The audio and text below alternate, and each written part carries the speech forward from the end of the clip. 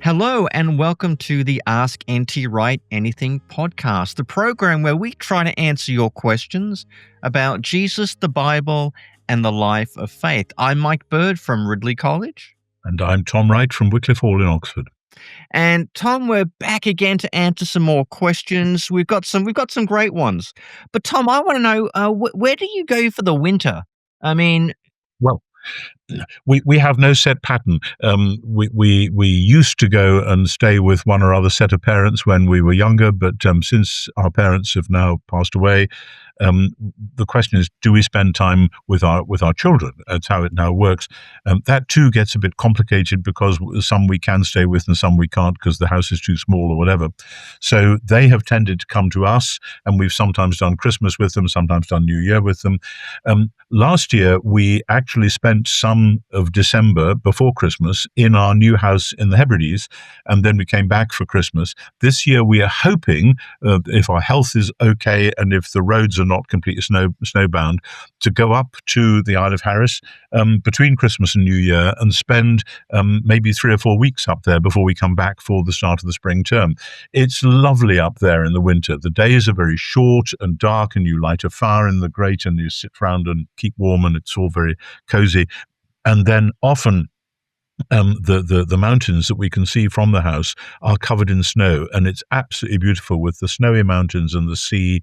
And so what's not to like? One can settle down and be cozy there. it sounds lovely, but I think I'd rather spend my Christmas at Surfer's Paradise with a bit of Good for you. Bit of warm air, sand, and the beach. But yeah, different things for different people. Well, Tom, we've got some great questions today. We've got questions about Jesus and the demonic. You know, why are people being attracted to high church traditions, and one on the Sabbath? So our first question comes from Charlotte Schermerhorn, if I got that right, from London. I think she had a question on last week, Tom. She snuck onto this program again. Well done, Charlotte. You got past me. Well, Charlotte's got a great question for us. It's this. Hello, Dr. Wright. Is there a significance or correlation between Jesus' arrival and what seems to be an increase or beginning of demonic activity in the New Testament? Was there any demonic activity before Jesus' birth? Is it pertinent for Christians to be informed about dark spiritual forces, demon, evil spirits, the Satan, and even to ask God to see physically into their spiritual world, as some preachers encourage, learning to become seers? Thank you for taking the time to shed light on this matter. Now, Tom, I can see some good things and some dangerous things here. It's good to be alert to the spiritual textures of our world, but there can always be the danger of being too focused on it and having a sense of wanting to find the satanic or the demonic under every stone in all sorts of places. But I do think Charlotte asks a good question here. Was Jesus' arrival, his first advent, did that cause a surge of demonic activity? Or was it always there and Jesus simply brought it to life? And I guess the implied question is, should we expect to see more of the demonic in our own world? Have we blackened it out because we think we've gone beyond all that sort of spiritual stuff? We deal in the world of biology and digital algorithms, that we don't have any of that demonic stuff here that happens in other places. So, Tom, how would you answer Charlotte's question? That's a great question, and something that I had to come into gradually over time, because I wasn't brought up with the language of spiritual warfare at all, and I didn't know anybody who thought that somebody's particular problem might be because of a demon attacking them or whatever. I just didn't know that. And so gradually I've come into it, particularly about, I suppose, 30 years ago, there was a book by the late, great Michael Green, E.M.B. Green, called I Believe in Satan's Downfall. It was actually slightly amusing because he had this I Believe series, which was I believe in the incarnation, I believe in the resurrection, I believe in this. And he originally was going to do I Believe in Satan, and somebody said, you can't do a book called I Believe in Satan. So hence it was called I Believe in Satan's Downfall, because Michael Green had, who was a New Testament scholar and a theologian and a well-respected preacher, evangelist, etc. Michael had become involved through some of the ministry that he'd been engaged with finding that he was being confronted by people who were shrieking or squealing or yelling things at him, which sounded exactly like the tales of what happened when demon-possessed people were shrieking at Jesus or whatever. And he'd studied this and taken advice and counsel and had become involved in an ongoing ministry of, whether you call it exorcism or at least the practice of spiritually dealing with spiritual out-of-jointness. I mean, just to put it no higher than that. Now, I know that there were some in Michael's church and elsewhere who took this way out beyond, and almost every pastoral problem that was presented, there was the danger of people saying, "Oh, I think there's a demon at work here. We need to pray that God will cast out the demon of whatever it is." Now, I don't want to downplay the activity of non-human dark forces. What I think is fundamental is that we have to get away from any dualistic sense that there is God on the one side of the page and Satan on the other side, and they're locked in endless struggle.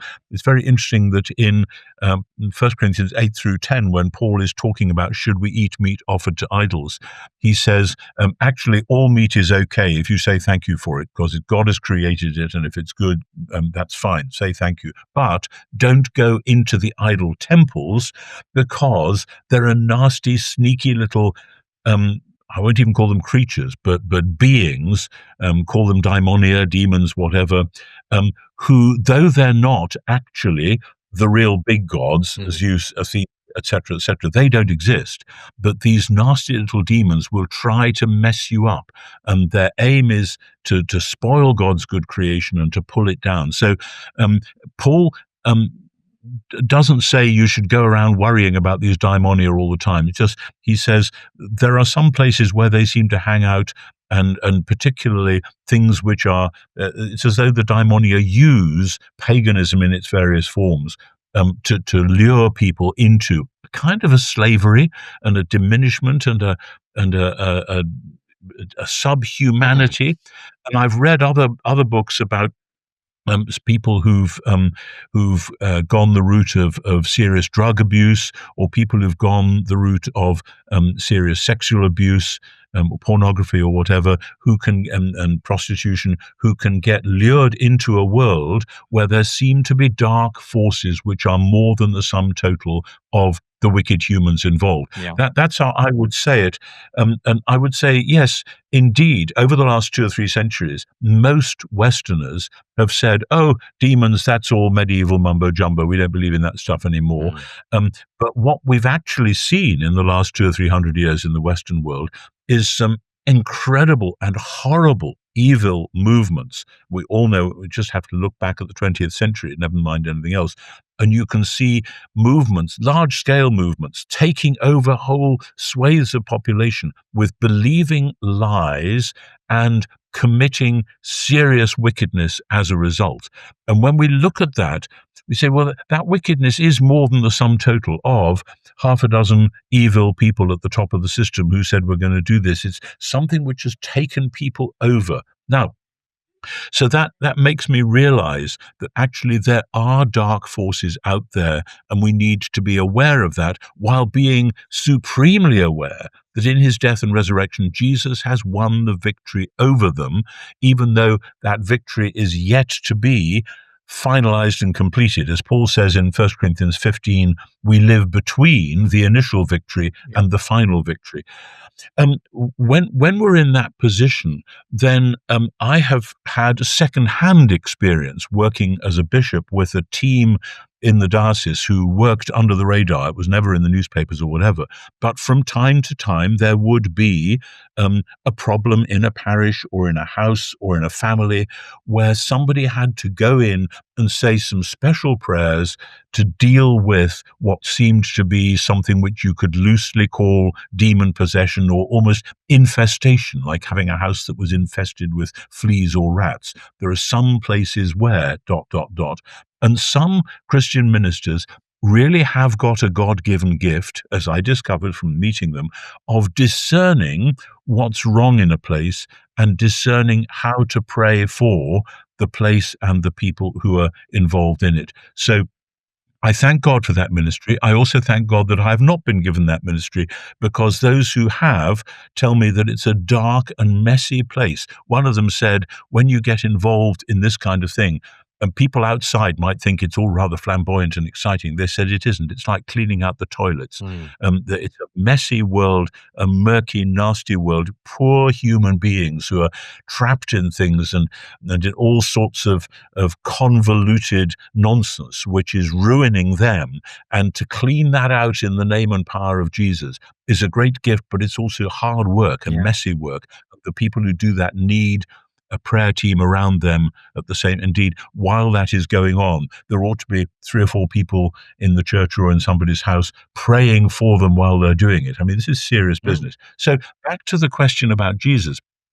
I've often thought this, that when Jesus comes into Galilee and starts saying the kingdom of God is at hand, it is as though suddenly all the furniture starts flying around the room.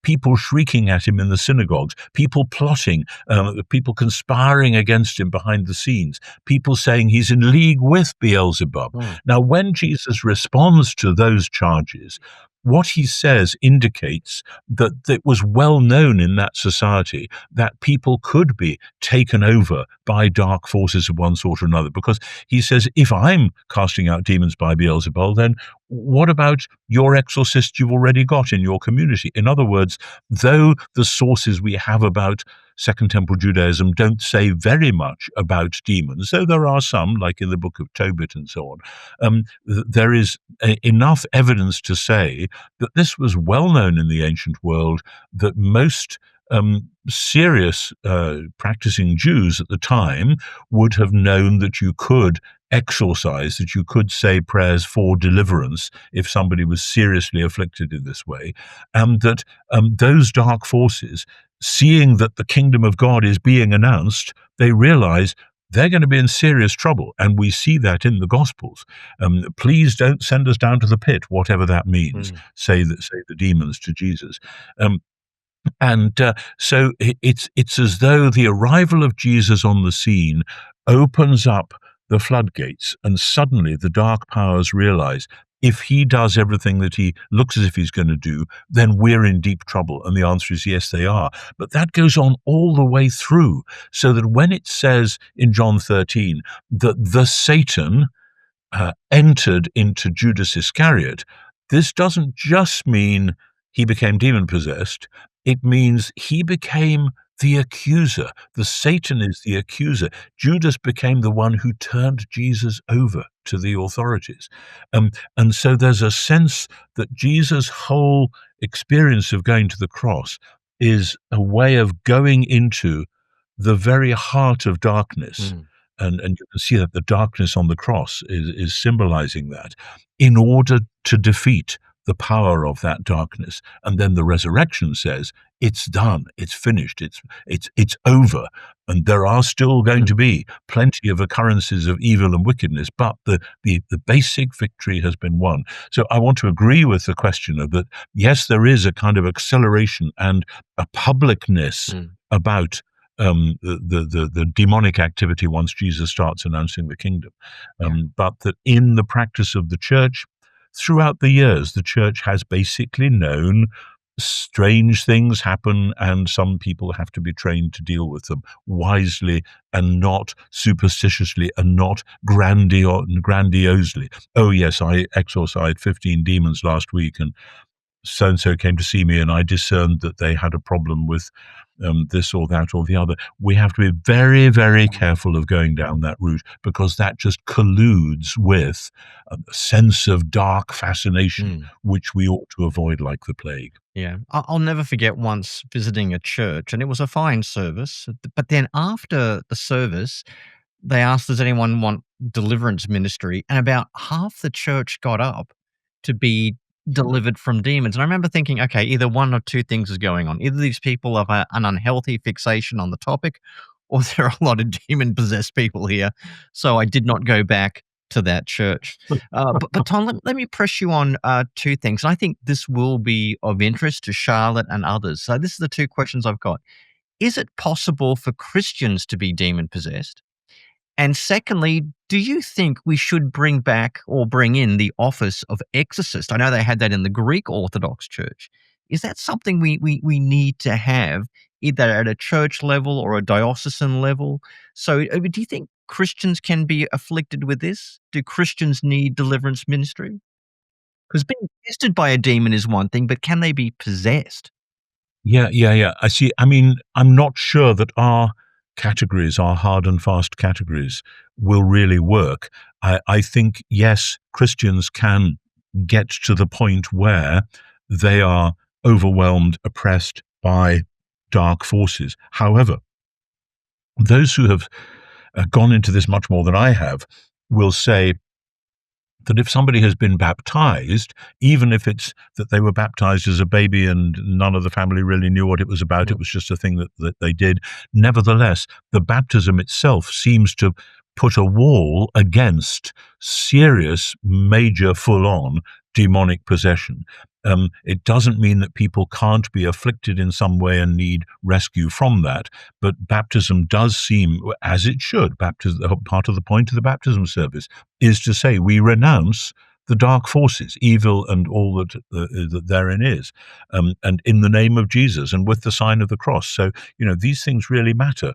And I would say, yes, churches do need to have some kind of quasi-official ministry of exorcism. I mean, when I was Bishop of Durham, one of the first visits that I had from a group was 3 people who came to me by appointment and said, we are your exorcists. You may not have heard of us, but actually we are licensed to do this. And this is really, really important as a way of making sure that this is not a random thing. Some people just say, I think God is calling me to do this, so I'm just going to go off and see if I can exorcise this person down the road who seems to be in difficulties. That these were people who were authorized by the bishop, who were prayed for by the bishop and his staff, and who would report back when they had been called out to see to some problem in a house or a place or maybe a church or a person, and that they would report back so that it was held within the larger praying life of the church and was not a freelance voluntarist, let's just go and see if we can exorcise some people movement, which when that's happened, it's been very dangerous and bad things have occurred.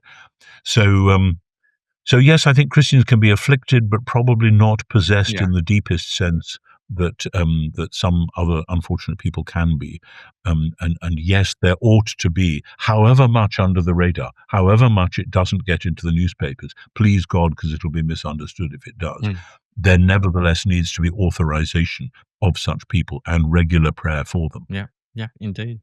Well, let's try and move to a slightly less macabre and dark topic. Let's look at one about why people are attracted to churches with a more liturgical flavor to them. So we have a question from Taylor in Birmingham, the good Birmingham, the one in Alabama. He's got this question. Like many in the American South, I grew up in a fairly fundamentalist evangelical Baptist church. And while I'm very grateful for the faith foundation I developed in this church, several factors ultimately drove me away from this area of faith. As I entered college, I found myself disagreeing with the strict inerrancy, the ecclesiology as doctrine of the church, and symbolic views of many evangelical churches. Further, there's politics. Politics, where I've been told it's impossible for a Christian to vote Democrat in the US, and COVID with anti-vax, anti-masks. He says, I'm very interested in a high church Protestantism, Lutheran and Methodist, but I've also found great appeal with the Catholic Church. I appreciate that both have rich histories, sacramental theology, and a liturgical worship. The Catholic Church, though, has a greater unity than any of the Protestant churches here in the South. There's dozens of associations and groups. Plus, it's easier to find a Catholic church that's more lively and active. What advice do you have to give to a young Christian trying to find their way? I'm praying, reading the scriptures, and regularly talk with other Christian friends, but would appreciate any and all advice. Tom, Wow. this is something I'm finding increasingly common. I've heard there's a quiet revival going on, and people are Mhm. gravitating to two types of churches, either Pentecostal churches or Catholic churches. So they either want a experiential sensation through the music and the atmosphere, or they want something that feels like you're praising God in the very catacombs of Rome and you're standing with monks and saints. What do you have to say to our dear friend here, Taylor, in his quest for a church that speaks to that hunger that he has? Yeah. Would you recommend a Lutheran, a Methodist, or a Catholic church? Or even an Anglican, dare I Oh, say. I mean, heaven forfend, yes. As a last resort, you may wanna consider the Anglicans. I do Well, think well, well. there are a couple of good Anglican churches in Birmingham, I believe. Oh, there are. I know one. I've preached in one of them, the cathedral in Birmingham, Alabama. I have to say, when you said the right Birmingham, the one in Alabama, we had to go to the English Birmingham a few months ago, going to a concert, and my wife had booked to stay in a hotel very near the concert hall. And when we got there, we found that there wasn't a booking. And she said, "Well, I made the booking." And they checked back, and she'd gone online with that particular chain of hotels, and it had booked her into the hotel by the same name in Birmingham, Alabama, and had charged our bank account in dollars. Um, and so we then had to rebook and come through to the right Birmingham. So I've been a bit confused about that. Now, it sounds to me that Taylor's question is part of a much, much larger thing, where, like many, many people, as he says, that there are churches which are broadly in the fundamentalist. There's a crossover of fundamentalist and And a spectrum, evangelical. and a They mean spectrum, different things yeah. in America to what they mean elsewhere in the world. But also that goes with a particular political stance. It goes with a particular view of the so-called end times. It goes with styles of worship. And often those churches grew out of movements, one of whose defining characteristics in the 19th century was, we are exactly not Roman Catholics. I mean, the great dispensationalist movement came from J.N. Darby, who was a disaffected Anglican clergyman in Ireland, and the Anglican Church in Ireland more or less defined itself by not being Roman Catholic, by making sure that you had long surplices as opposed to the short ones that the Catholics wore, etc., etc. Now, of course, the idea of high church and low church is very, very broad brush and has meant many different things to many different people. When I grew up, being high church meant that you probably would genuflect in the church before the altar or before the reserved sacrament, indeed that you would have a reserved sacrament, and that you would almost certainly have incense, you would have processions, you would sing particular hymns, and you would expect a particular Eucharistic theology, a theology of the real presence of Jesus in the bread and the wine.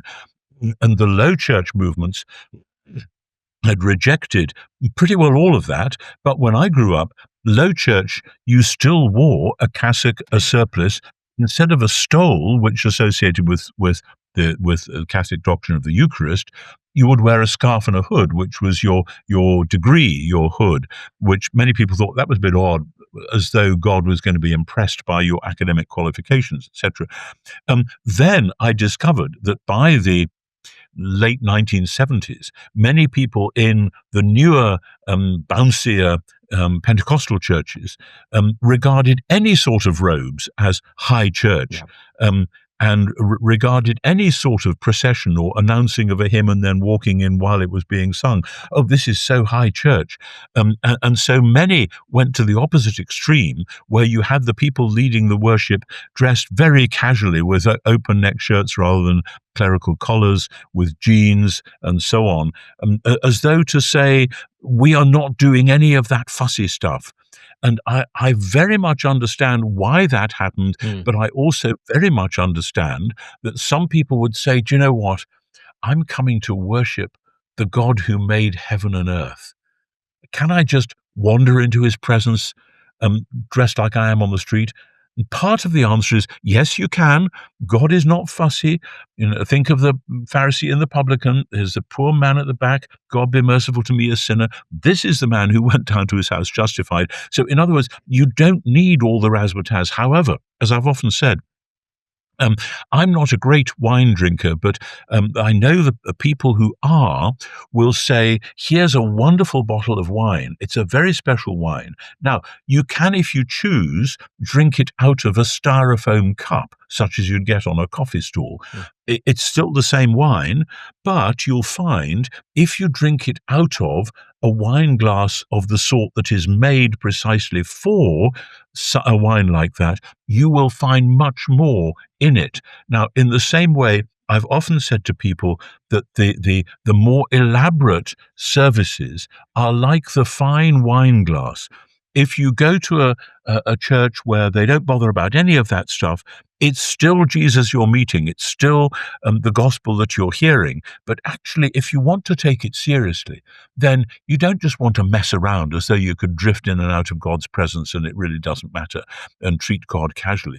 You want to take this very seriously. And if this means you want to spend time on your knees, you want to organize worship in such a way that there is a dignity and a majesty and a solemnity about it, then let's find ways of doing that, while recognizing that at both ends of the scale, it's possible to be careless, casual, flippant, idolatrous, etc. In other words, you don't escape idolatry by becoming low church, and you don't escape flippancy by becoming high church. It's much more subtle than that. There are also personality things going on. There are also socio-cultural things going on, where certainly in England, there are certain parts of the country where the high church people have been of a certain social class, and part of the appeal of the low church has been, we're just ordinary working class chaps, so we don't want any of that fussy stuff that they have up the road at the Anglican or the Roman church.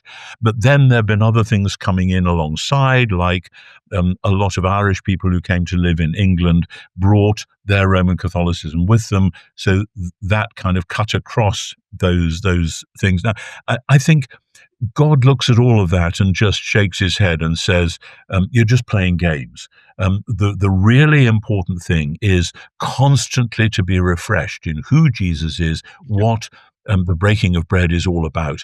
And if, as you do that, you find yourself drawn into wanting to worship in particular ways, well, explore that, but do it with your eyes open, with prayer for discernment. There is folly in all quarters of the church. Trust me, I'm a bishop, I've seen it. There is also extraordinary holiness and grace in all corners of the church. And again, thank God I've seen it. So often this is a matter for the personal preference, and preferably talk about it with a spiritual director. Find somebody you trust who can say, now, from where you are and the prayer life you've had so far and your reading of Scripture, why don't you try doing this and see? And let's lighten up about this. There is no one size fits all. We're all different. Wouldn't it be wonderful if instead of different denominations doing things differently, we were able to move this way and that and find space for one another so that we could all worship in ways that we found more and more, drawing us out of ourselves to adore the God in whose image we're made. That, after all, is what it's all about. Tom, I think that's a great exhortation about what to look in a church. It's not the specific denomination per se. Is the Bible faithfully preached? Are the sacraments duly administered? And is this a place where they encourage people to love God, love their neighbor, and build each other up in the most holy faith? Yeah, exactly. Liturgies and sacraments are props, holy props to do that very thing. Yeah. Well, we're going to take a break now. And when we come back, we're going to get onto the topic of the Sabbath, not just whether Christians should obey it, but on what particular day. All that to come next up.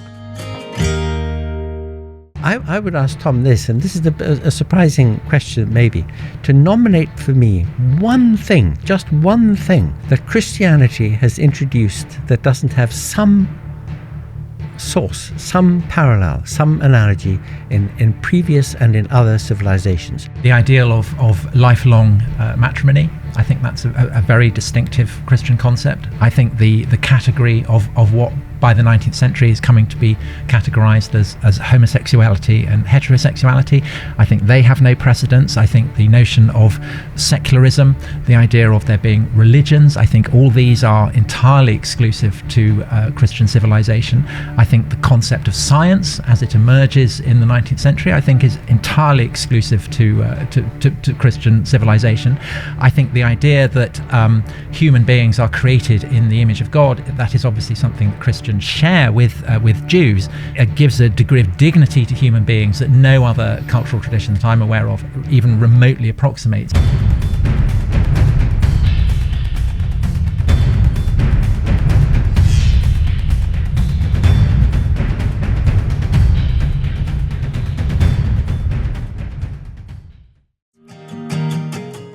Welcome back.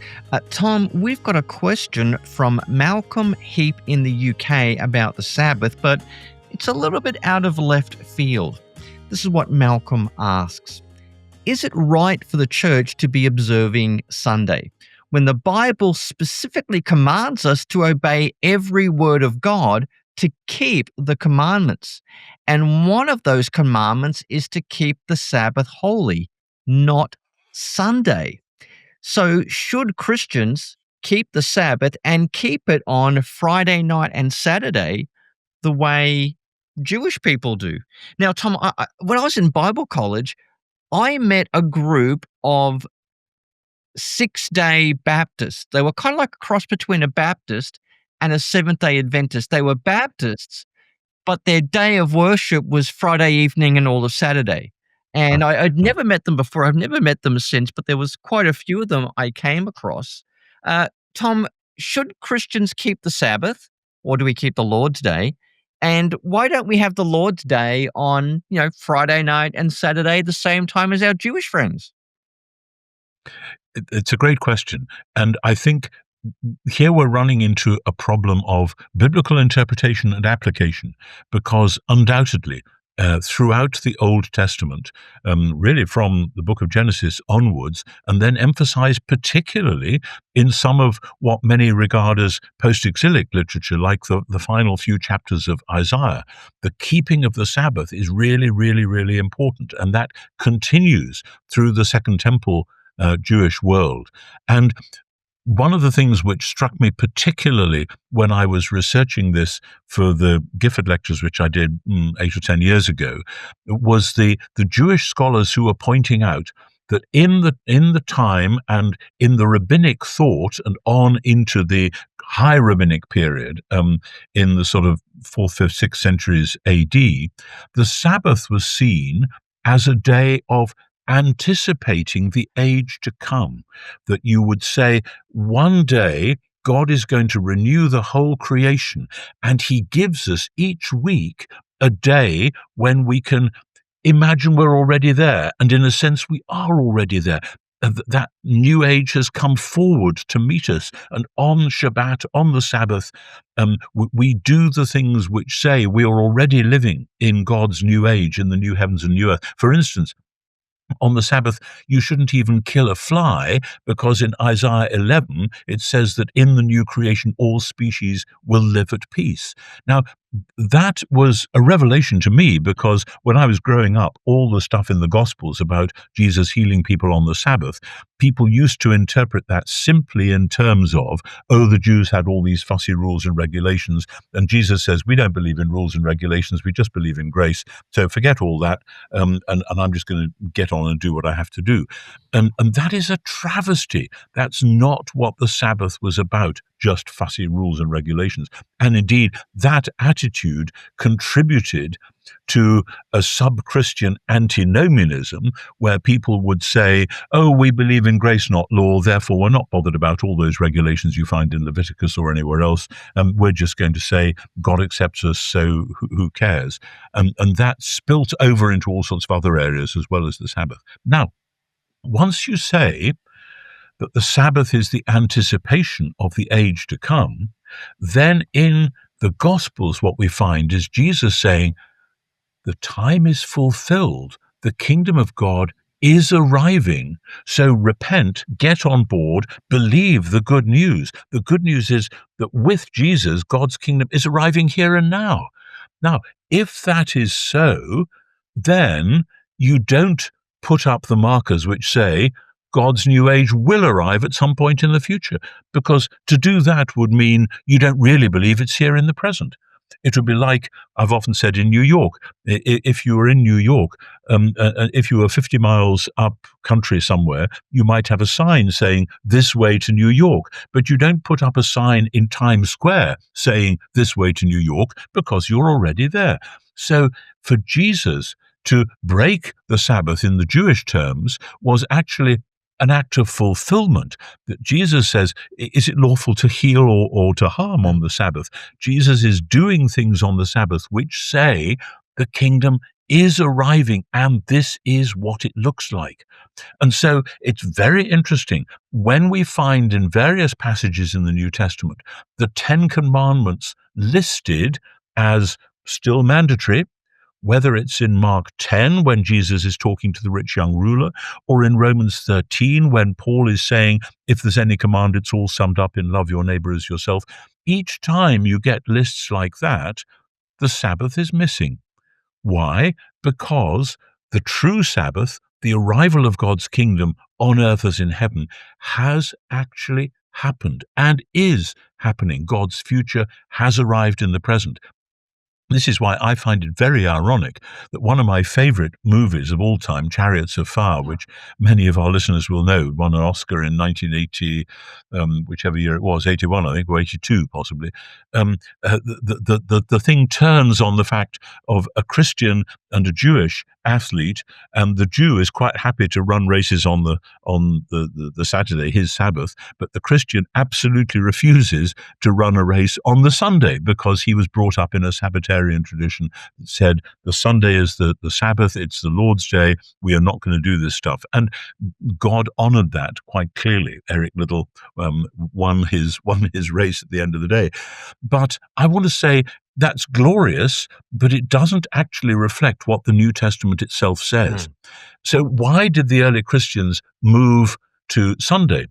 And the answer is, of course, it's the day when Jesus rose again.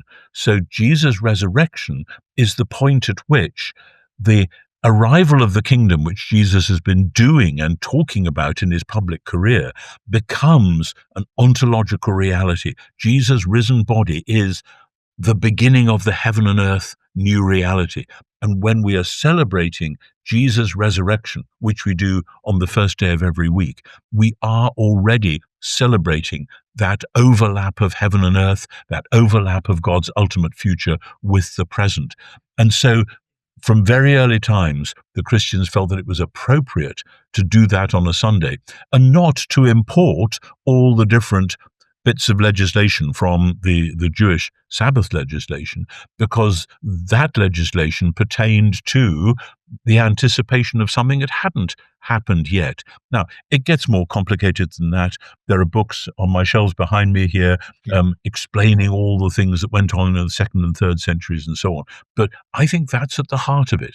So don't forget that every time the commandments are listed in the New Testament, the Sabbath is missing, and that's not accidental.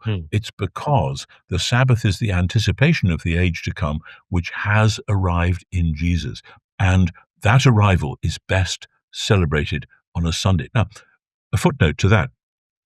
Of course, that doesn't mean that all Christians everywhere should import the whole no work on the Sabbath legislation into Sunday. For a start, clergy, it's their very busy day.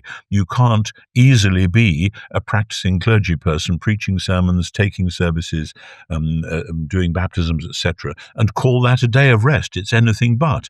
So most wise clergy will set aside a day at some other point in the week by negotiation with the parish that they serve, where people will know that from sunset one day through to sunrise a day and a half later, you don't phone the vicarage, you don't go around and say, I've got a problem. There's somebody else who can deal with that.